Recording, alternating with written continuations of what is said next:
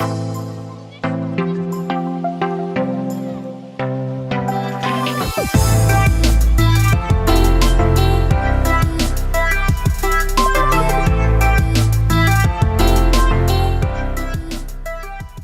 ¿qué tal? Como os ha contado Damián. As Damián has said, I am Patricia Gosalvez. I am a journalist at El País. I have been working there for 15 years, and in the first place, I feel like a reporter. During most of my career, I have written columns, articles, reports, interviews, information. So our articles, or my articles, had between 800 and 3,000 words with pictures. So with all these words, now I have turned to a very different task, which is focusing on the lab.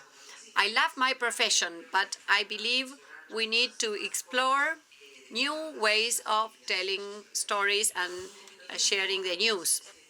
This is a very new section, and our director has changed. Both the previous director and the new director support the project, and this is to celebrate that the new director is a woman for the first time in 42 years of experience of this newspaper, and she was also a correspondent in Buenos Aires. So Buenos Aires was a good omen for this. I would like to talk about transmedia, and these are the terms that come up when we talk about transmedia. These are major terms. These terms will shape the future of media, and it looks like we are going back to university and learning comparative literature.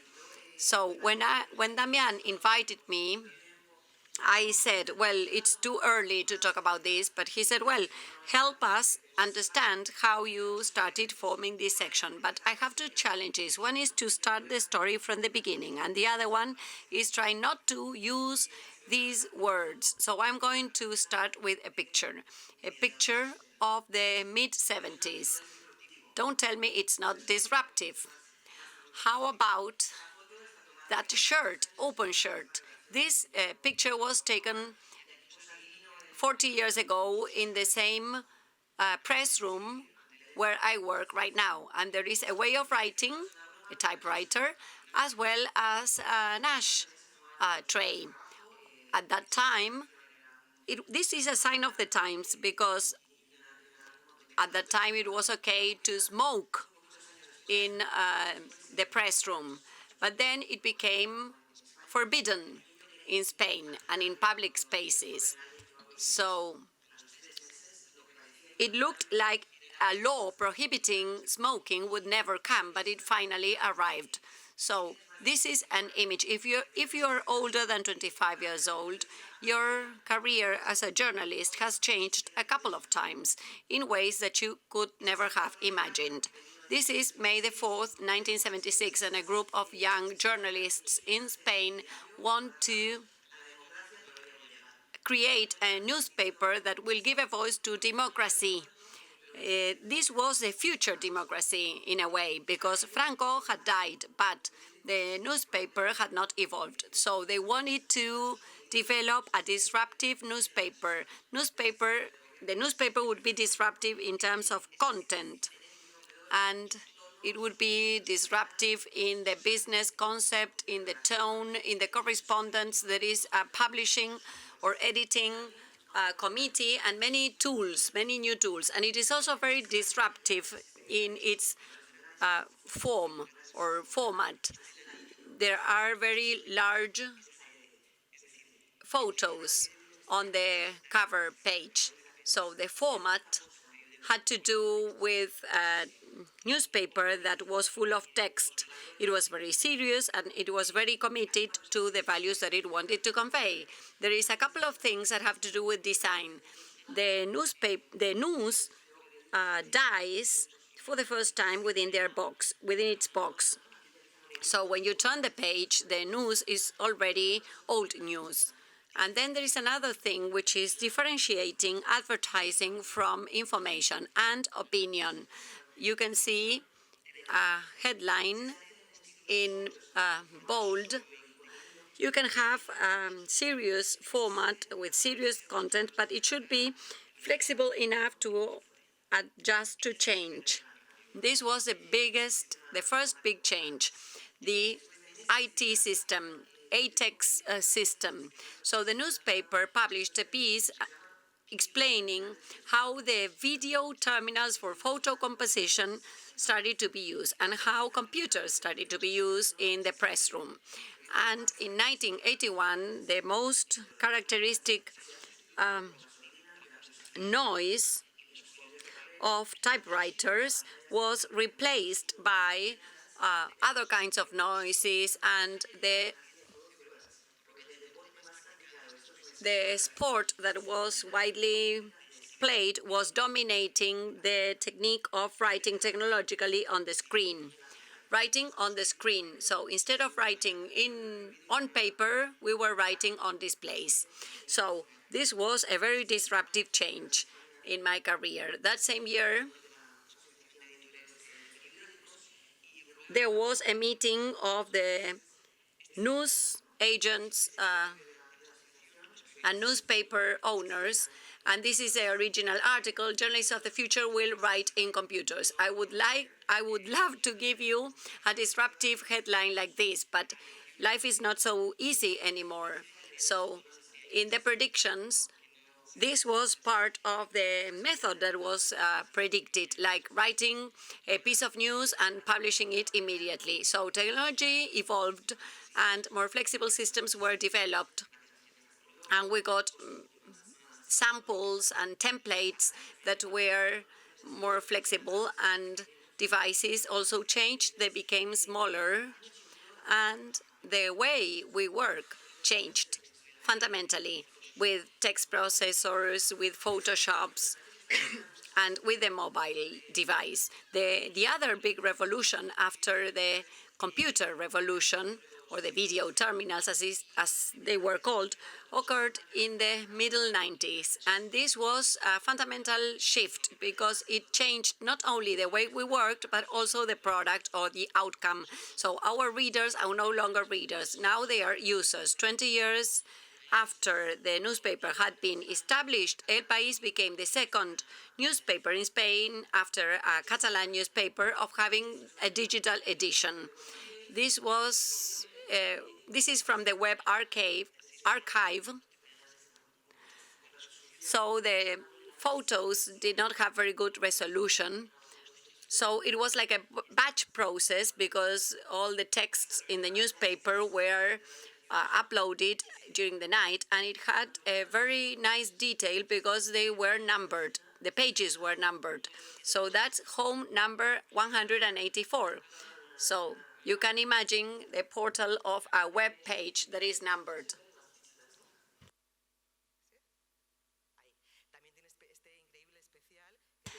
It also had this very special feature, which is incredible, which is a guide to lose fear when using the online newspaper.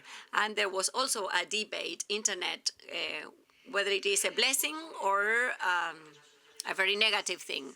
So in 2001, there was a redesign of our online look and feel, and the domain changed. We have a more modular kind of web page with more multimedia content, with video. And 2 years later, and now we started to see a redesign every 2 years. So the pace of change accelerated, and this is much more similar to the format that we have today. Since the last redesign, the home pages are not numbered any longer. The debate continues to be whether we include all the pieces that we develop or not. So you have a scoop, and you have to save it for paper. Why should you save it? Others believe that you shouldn't save any scoops and you should publish them online right away. So the business model and the strategy of the newspaper radically changed. In 2003, a paywall was installed. Those keys are the signals for the paywall. And it was not a good decision because 2 years later it was removed, that paywall. So we had subscriptions, multimedia, PDF. I took part in the internet launch of the youth section called Temptations. It was a supplement or a section with a lot of history about the 70s and the 90s. And a new name was created. It was called EP3. It was very similar to MP3, and it was a very innovative format. We had videos. We're talking about 2005. So we did editing, webcomics, interactive videos, and it was really fancy, and it was in Flash. Those of you who are older than 25, this is something that existed in a meteorite, and then it destroyed. It was destroyed. So you have to be careful on how you go about innovating, because some innovation will not last. This was in 2008. This is a representation from 2006 to 2010. There was a period of many changes. For instance, the name changed. It was called elpais.com, and the slogan of the newspaper was also changed. It is called now the from independent newspaper of the morning to the global independent newspaper. So this is a shift. This is a page that was adapted to the new screens, more modular, with not so many columns and lots of multimedia content, almost divided by pieces, and we get more participation from journalists, for instance, in blogs, comments about the news articles, and some stars to assess the articles. And these, of course, were a pain in the neck for us who were being judged. And also, the newspaper joined the social networks. Now we have 6.5 million followers and 4.5 million followers in Facebook and Twitter, respectively. There is like a different layer. So what you send over WhatsApp and what you tweet are different contents. And another fundamental change is that the web and the online and the paper editions were merged. We had been working in different offices, but it was impossible to continue working in that way because we were constantly on the phone talking with our colleagues. So after that, we started to share the same press room. We moved. And this is the third big disruption. The first one was the computer, then the internet, and the third one is in 2009, mobility. That third disruption has to do with an advertising campaign of the newspaper that will be like a music interlude.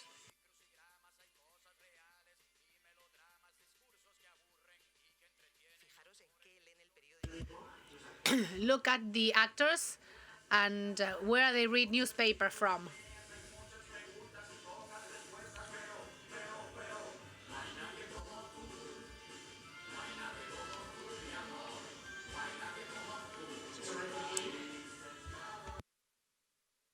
This is the claim. The claim is El País is wherever you are. Until that time, the claims were different. Food for thought was one of them. Now it's mobility. And now we have reached a phase where this talks about digital transformation focus, as if nothing had happened before. It is true that over the past 5 or 6 years, everything has been booming, growth has been exponential, and there's a digital revolution that is becoming profitable in a way. We are seeing the results of this revolution. We will try to talk about the different pillars. One of the pillars for this is video.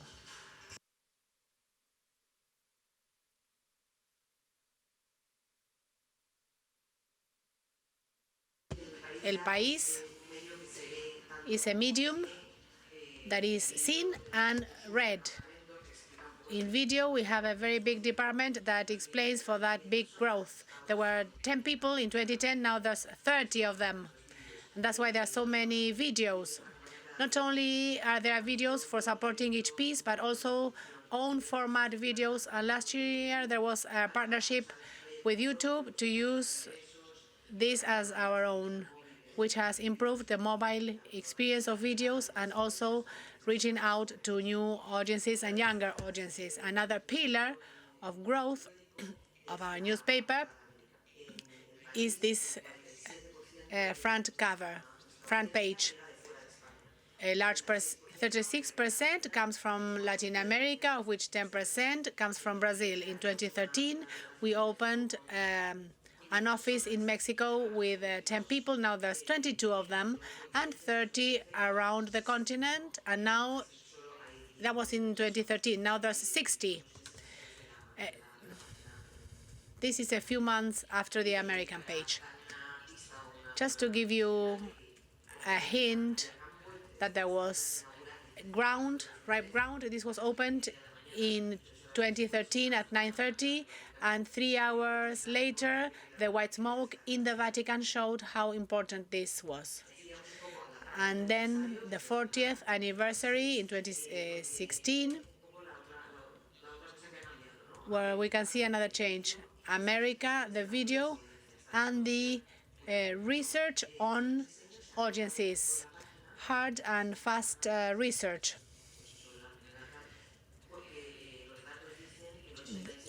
Data tells us that 86% of clicks are done in the first half. When you go to the homepage and to ask for some space, and they tell you, they will read you at the bottom. No, only percentage will click in the first half. 70% of our audiences go into the newspaper and read the newspaper on their cell phones, so this should be seen properly and quickly without too much data consumption. So that's why a lot of money is invested on instant articles. I don't know if you have read on the transformation of New York Times. One of the things that they have mentioned is that they want to make sure that everything is seen really fast and that the home pages on computers replicate the way we read on our phones. We can have a separate discussion on this. For us writers, these breaks are hard. Lots of things are done in the machine, which normally we journalists don't have the faintest idea about, like putting the S behind HTTP, servers are improved, performance is improved. Lots of things that are done that we journalists don't find out, but we did find out about the works. We did find out, or we did realize that this was happening.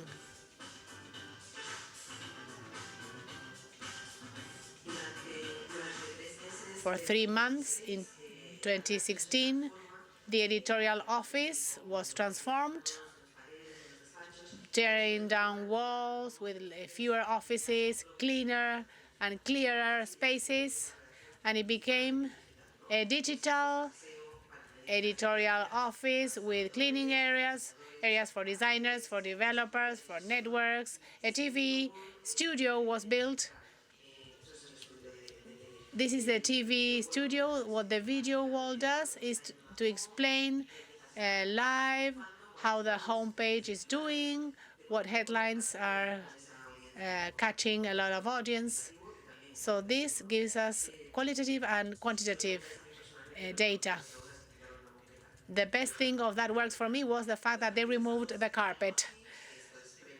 That's my personal comment. So that's prior to the renovation. This is after the renovation. From this is the editorial office when I started working, to something much cooler, which is this. On the video wall, there's never a picture of mountains. There's lots of graphs and data telling you that you're not following the confirmation or that you're doing badly. And you can also look at the competition to see what they are talking about. This is like a Google-style corner. a TV studio. And this is the development roadmap, which shows through facts the things that have been done to increase audience and the things we offer. It's very crazy roadmap with lots of verticals and lots of agreements with platforms and best techniques, partnerships and adaptations to devices so that everything is responsive. And this is a summary of how we have been adapting to the current times. Innovations have continued at the newspaper, but now I'm going to talk about my stuff. This is just a drop in the ocean in connection with innovation projects, which is the lab, which started in March. And as you must have realized, I'm a classical woman because I write everything down on paper. So I will try to explain to you with the W's, the WH questions. So what is a lab? Narrative Innovation Lab, to try different tools and formats for the future that can permeate through the editorial office or not. This is important. Some things may not work. We want to try this out with big coverage and with big stories, but also with small stories, which we believe to be important to gain momentum. Who is important? Because one of the things that I was most interested in, we will start with a team after I come back from this trip. We haven't had a fixed team so far, so we will have a fixed team made up of 4 journalists and 3 non-journalists, a designer, an HTML person, and a developer, an IT programmer.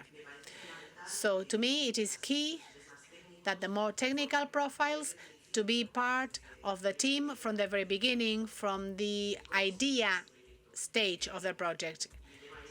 My motto is, it is forbidden to come to the lab with a file full of videos and just tell someone else to do something pretty for you. That's not how innovation projects come about. This to be done from the very beginning with cross-functional teams. Where to start with? From the different sections, which is where stories arise. When? Well, right away. The story is the people, and tomorrow at 4:30, I don't know where this will be. So it needs to be done right away and quickly. Why? Because of many reasons, particularly because journalism's from the very beginnings at the gates of churches, journalism has always sought to reinvent itself to find and surprise its audience. Innovation is inherent to what we do. It's something we've always done. It's inherent in us. The most innovative stories create brand, they win awards, and that's also good. But above all, I believe that this needs to be done because that's what we are and what we do. And now comes the big question. How is that done? I don't know. In practice, I don't have a clear idea. I have a couple of general ideas. I believe that this is done through creativity with boldness. For this to be done, we need to have some management that will support you and will let you make mistakes, and that's key.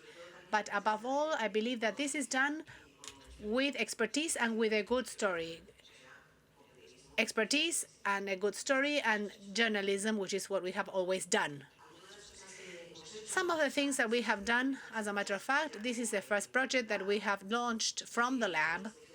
It was a special piece on Women's Day. It's short but pretty. We knew that everyone was going to be launching different graphs on this crystal ceiling.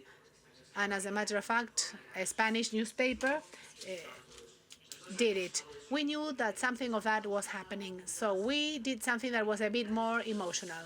We wanted to say that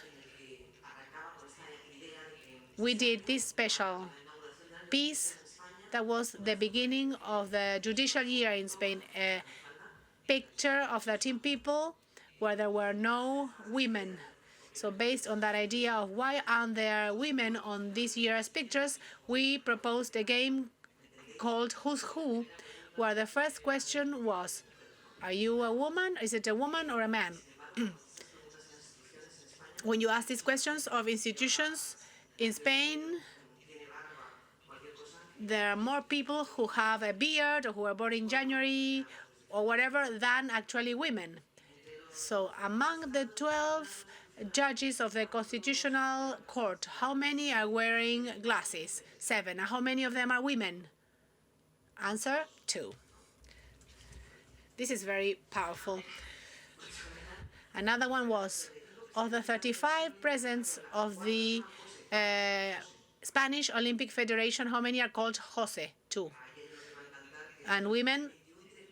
2. Media directors of Spain, how many don't have Twitter? 7. How many are women? 3. And that's one more. Of 5 presidents, how many have beard? I don't know, 7. How many are there women presidents of universities? 5. So that's what we wanted to cause. Another example that we have done was in connection with the anniversary of May 68. The cultural section of the newspaper had prepared something with lots of texts from intellectuals, and we wanted to do something lighter. As you can see, a Pinterest type of thing that had a double reading. You could read the text with the quotes from the different characters or personality, and then you could read an interview where there was a more conventional story around it. This is a summary of 2017. I believe that you have the process. The process is a Catalan independence movement. So by December, you couldn't read anything else about it because it was occupying all of your life. So someone said, we need to do something about the Catalan process. So we did something that I categorized all the different notifications, related them to the months and the amount of discussion in every month. These yellow bullets have to do with the Catalan story that have flooded all the news. Choose your own adventure type of thing. I believe that it's been done many times. What we have done was to interview 6 refugees, and then we drew their history based on what the videos have told you. I believe that the most delicate thing here was how to analyze this. You always need to do this with the idea of not turning a tragedy into a game. We have done other things, not the lab, but the team that's going to be part of the lab, such as viewing complex stuff like the Russian affair and the American elections. And this threat on the 1,000 euro workers, there is a word in Spanish that says that it has to do with the people who make 1,000 euros per month. So we also do things that are like film style type of things, like documentaries on a correspondent in Mosul. And this is told in a more exciting or film-like style. And this long form, this is a story that is 6,000 words about Berlin. It's how a case is being built in Germany. It's hard to make long-form stories immersive. I believe that it wasn't quite successful because of a few reasons. There is a lot of graphic and video work involved, but I believe that we need to continue working on long forms so that they can be read properly on phones. We have done other stuff like these shorter pieces. This was for the summer because it's summer now in Spain. We are not having the storms that you are having here. This is Google MP Stories. I believe that this format is going to succeed. They're using this quite a lot at the BBC. This is focused on kids so that the parents read this to them on the beach. It has a very appealing design. So to sum up,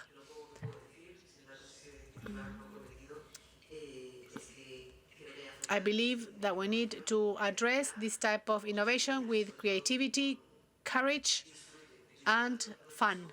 We have to enjoy this process in the belief that this is a process that has always been reinventing itself to get there. So I'm going to give you only one answer, which is a question that I asked at the beach. Are there more grains of sand on the earth or stars in the universe?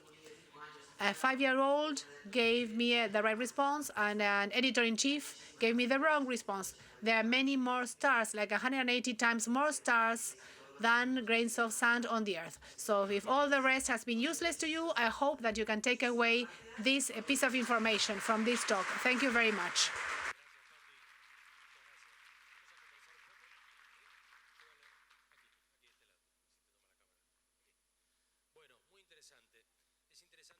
Very interesting. It is interesting to see how in different parts of the world the processes of the press and media transformation are evolving, and the traditional structures converge, and there are structures and people that need to change physically. I presented the transformation that we did at La Nación when we built the TV studio, and also the changes, the mindset changes for journalists, that they have to include or learn new specialties. So I would like to talk about the convergence of journalism, of digital and paper convergence. So how do you reach a project of these characteristics? So that web box that we saw, how does it emerge? How do you start a project of innovation? What is your first approach? The idea is to have projects that come from the lab. So the press room is enormous. It has 200 journalists. So the topics, there is a constant flow of projects. So there are certain topics that come from the editors, and the stories, the innovative stories, come from the journalists, the editors who have the information. So the idea, the best thing about this very short experience, when we analyzed or when we announced the lab, many colleagues came to me and told me, now I know who to reach out for when I want to do something different. Of course, there are many people who are reluctant to change, but there are many other people who have realized that change is inevitable. And people read New York Times. They see the immersive videos or immersive experiences of the New York Times webpage, and they are ready for this. So there are some questions for Patricia. I have another question. As regards immersive experiences, have you done any tests with 360? We have several 360 videos. The most remarkable one was developed in 2016. It was a huge event for the 40th anniversary. It was hosted in a cultural center. We did some other 360 experiences, and of course it is. And how about the audience? What was the acceptance from the audience?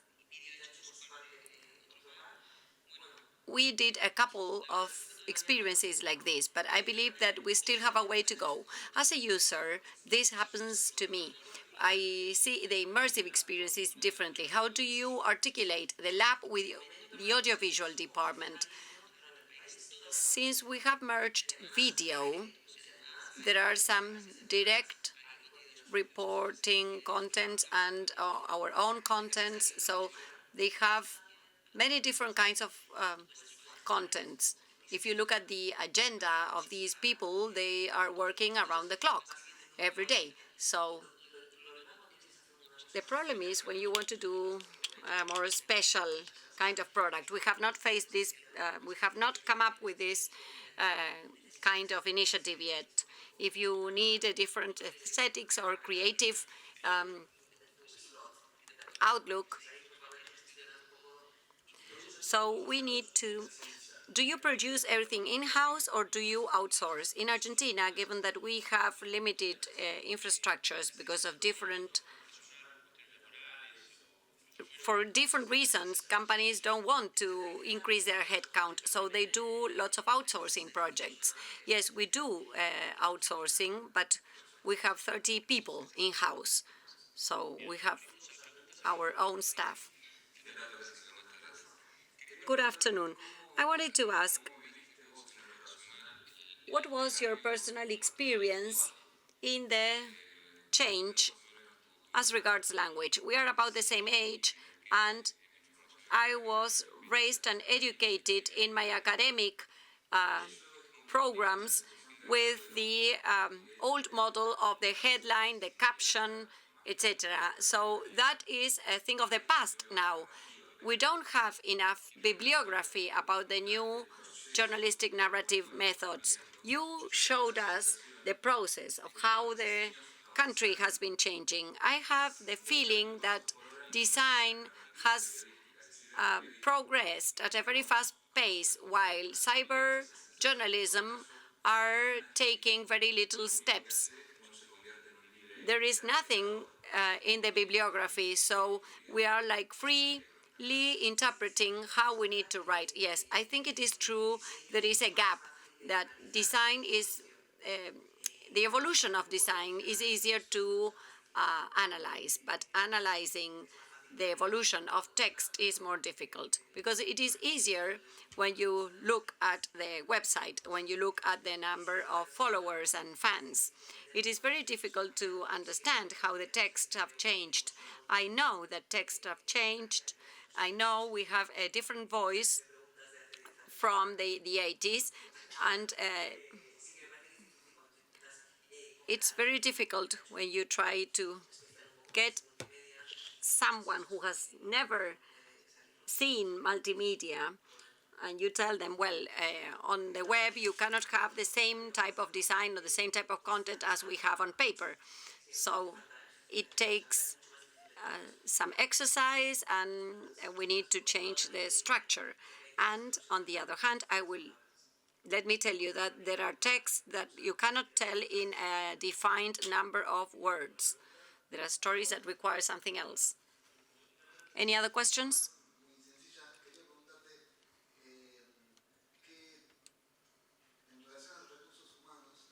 As regards staff or human resources, do you believe that the age matters? Because oftentimes you tend to think that when innovation projects are developed, the people who are working on those innovations should be the same age as your target audience. But is it enough to step into the shoes of the newer generations? I have some journalists who are innovative and they can adapt very well. In other papers, they have changed an entire press room because, for instance, there are certain sections which are more prone to having younger people, like the analytics section. And there are some senior journalists. I don't know when one becomes senior, maybe at around 40, but there are senior journalists who are very willing to join the new innovations. So we need to recycle. And it has to do with adjusting and acclimating to the new. And it is fascinating. We have that profile. Hello, Patricia. I would like to ask you, assuming that adjusting to new languages for newspapers like El País. It brings about change. But it also happened to El País in its adjustment to the new languages. The case of the photo about Hugo Chavez. This photo was published on the web page of El País, and then it had to withdraw the photo. Was it an error in the interpretation of the language? My boyfriend, when he came here, when I told him I was coming here, he told me, I'm sure they're going to ask you about the Hugo Chavez photo. I don't think this is the right place to discuss this. We are not a digital media. We're a media outlet, so it doesn't matter where we are.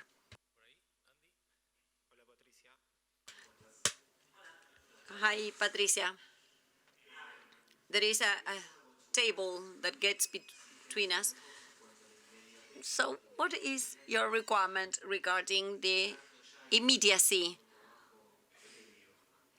Because the newspaper comes out with last-minute news, but there is a lot of preliminary work. The lab is a corner of experimentation, narrative experimentation. There are different sections: development, design, video. They are innovating incessantly. They have new developments, programs, new formats. So it's not only the lab that innovates, all the sections of the newspaper innovate. The lab is like a corner where we can reimagine things or rethink, and we can go out of this monster or this big machine that we have to feed constantly. We have the opportunity to depart from that and think in new ways of telling stories. And it's like an island, and that's very encouraging because you can have a different time dimension.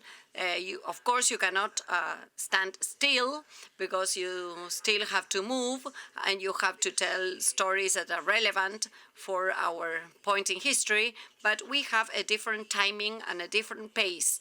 And many of the things I have shown here can take 1 month or 2 months to develop. It's not like breaking news. For breaking news, you have different kinds of innovation. You have a different tempo. As regards the selection of the topics, sometimes this special pace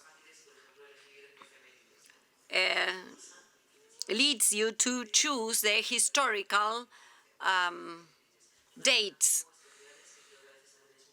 and or some special topics. For instance, the crisis of water, or very different topics. There are difficult things. Let us do historical dates and special topics.